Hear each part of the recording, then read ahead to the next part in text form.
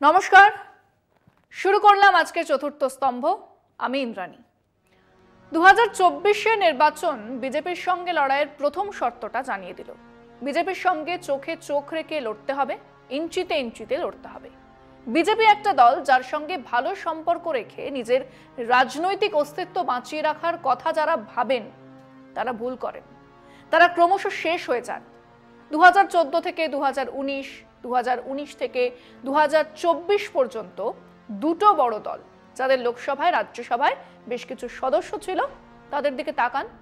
বিজু জনতা দল এমন নয় যে তারা রাজ্য বিধানসভা বা লোকসভা নির্বাচনে বিজেপির সঙ্গে লড়েনি, কিন্তু তা ছিল ওই নির্বাচনের সময় মাত্র।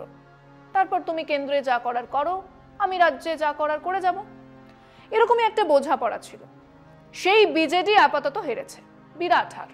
লোকসভাতে শূন্য এবং আগামী দিনে দল বাঁচিয়ে রাখতে পারবে না, সম্ভাবনা খুব কম।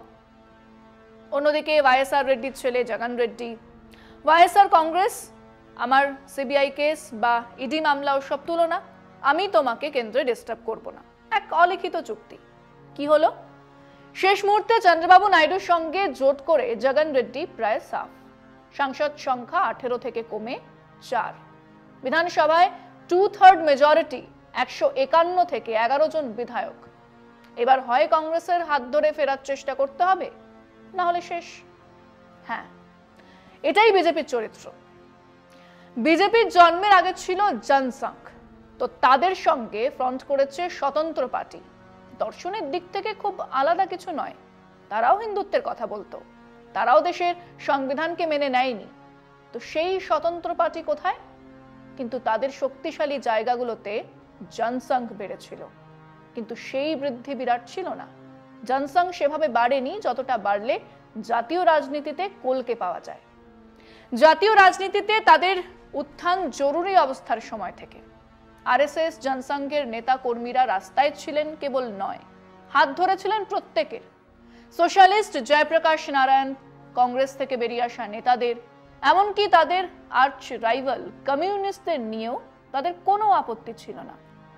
এবং ওই প্রথম তারা দিল্লি সরকারের ভাগীদারি পেল। স্বাধীনতা সংগ্রামে যাদের কোনো অবদান নেই, বরং যারা বিশ্বাসঘাতকতা করেছিল, তারা হঠাৎ সংবিধানের কথা বলল, তারা গণতন্ত্রের কথা বলল। তারা এই প্রথম দিল্লি সরকারের মন্ত্রী হলো, গুরুত্বপূর্ণ মন্ত্রী।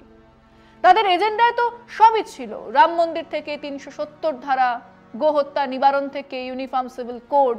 তারা ভোলেনি একদিনের জন্য, কিন্তু তখন তা নিয়ে একটা কথাও খরচ করেনি। তাদের ক্ষমতা বেড়েছে, তারা আরো বন্ধু বাড়িয়েছে। একদা আগুন খেকো সোশ্যালিস্ট জর্জ ফার্নান্ডেজেরও হাত ধরেছে। এনডিএ তৈরি হয়েছে, যুক্ত ফ্রন্ট, ন্যাশনাল ডেমোক্রেটিক অ্যালায়েন্স। তার কত শরিক, স্বাভাবিক শরিক ছিল শিবসেনা, আকালি দল, হিন্দুত্বের কথা, ধর্মভিত্তিক রাজনীতির কথা তারা বলতো। অস্বাভাবিক শরিক সোশ্যালিস্ট জেডিইউ, নাস্তিক ডিএমকে, আরো অনেক দল। ফিরছি আলোচনা একটা বিরতির পর, সঙ্গে থাকুন। বাজপেয়ী সরকারের সময় শরিক দলের সংখ্যা 21। কেরালার সোশ্যালিস্ট রিপাবলিকান পার্টিও ছিল, সিপিএম ছেড়ে আসা নটবর বাগদিও ছিল, তৃণমূল ছিল, তেলুগু দেশম ছিল। কিন্তু বিভিন্ন কারণেই অটল সরকার আবার নির্বাচিত হয়নি। বিজেপি দুপা পিছিয়েছে, কিন্তু শরিক বেড়েছে। কিছু শরিক ছেড়ে গেলেও অন্যান্য অনেক শরিক এসেছে। 2014-তে 24টা দল ছিল এনডিএতে। হ্যাঁ, 24টা দল। কেউ কেউ ছেড়ে গেছে বটে, কিন্তু তাদের বিকল্প খুঁজে নিয়েছে বিজেপি, পারেনি এই বাংলায়। 2014-তে একাই বিজেপি 282, সাধারণ সংখ্যাগরিষ্ঠতা থেকে সামান্য বেশি, কিন্তু সেটা কিছুই নয়, বড় দল বিজেপি। ঠিক এখান থেকে এনডিএর বড় দলগুলোকে হয় ভাঙা নয় গিলে খাওয়া শুরু করলো বিজেপি। প্রথমে পালা ছিল তেলুগু দেশমের। অটল বিহারীর সময় এন চন্দ্রবাবু নাইডু ছিল একটা নাম। গোটা দেশে আন্ধ্র মডেলের চর্চা, চন্দ্রবাবুর চর্চা চলছিল। সে কি ব্যাপার!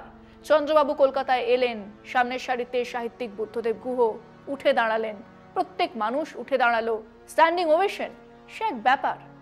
কিন্তু অলক্ষ্যে আরেকজনের ভুরু কুচকোচ্ছিল, কারণ তিনি গুজরাট মডেলকে সামনে আনতে চান। অন্ধ্র মডেল আর চন্দ্রবাবু নাইডুর জয় জয়কার তেনার পছন্দ হয়নি।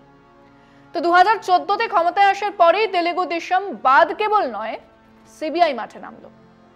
প্রধানমন্ত্রী নরেন্দ্র মোদী বা অমিত শাহ বহুবার এই চন্দ্রবাবুকে এক করাপ্ট লিডার বলেছেন। এরপর থেকে লাগাতার বিভিন্ন সময় 19টা দল এনডিএ ছেড়েছে। কেন? ওই গিলে খাবার কৌশল বুঝে এড়াতে গিয়ে চুরমার হয়ে গেছে। বিজেপি বেড়েছে রাজ্যে রাজ্যে, বিজেপির শরিক দল ধারাবাহিকভাবেই কমেছে। বিহারের দিকে তাকান, প্রথম যখন জোট হলো বিজেপির সঙ্গে জেডিইউর, সেই জোটে বড় দল 100-র বেশি আসন কার? জেডিইউর। 50 থেকে 55টা আসন বিজেপির।